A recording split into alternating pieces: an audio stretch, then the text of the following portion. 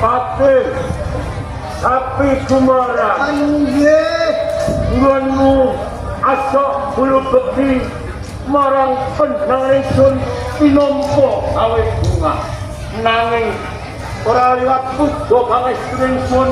kue kang wajib nompo sinuwun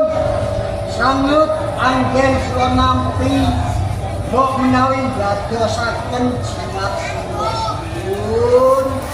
kaya mangkono sapi Kumarang kepiye ombak umbling ana ing kraton Sendang Kumar sinuwun Prabu Kebo Kumarang sasampunipun panjenengan ngasta pengayoman wonten kraton Sendang Gayam ing wekdal menika sinuwun kraton Sendang Gayam ketingal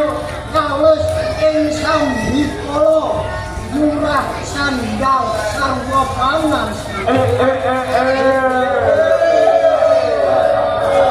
kaya mangkono kuwi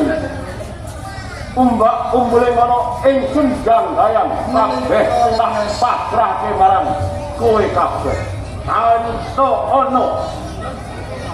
salah sawijining sing priprayangan anas patria kang digelalah pohane parengono ganjaran kang sak murba sampeyan menika pun alih ing penggalih pun menawi mangkenipun sedaya jemperi prayangan menawi gadahi labuh labet wonten Raja Sendang Gayam mangke kula ingkang nyuwunaken ganjaran dumateng panjenengan nanging gayi si kosok balene sapa wae sing priprayangan panas pati elu kang berkang perlatan ana ing kraton Sendang Gayam kapoco tono kalamun dheweke ora badal ayo mak tangan bareng-bareng wae sinuwun Prabu Kebo Kumarang Yai Sapi Kumarang kepiye dadosaken manahipun kula suwun jalaran ing wekdal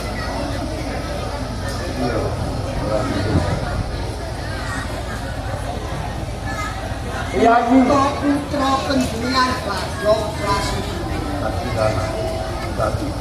Trisi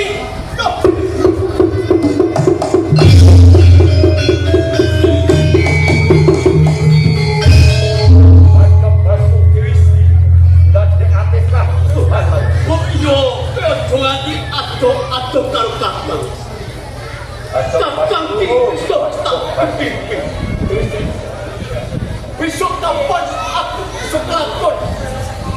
semakin tahun sinamu Adok Pasu ingkang Purnoto kosok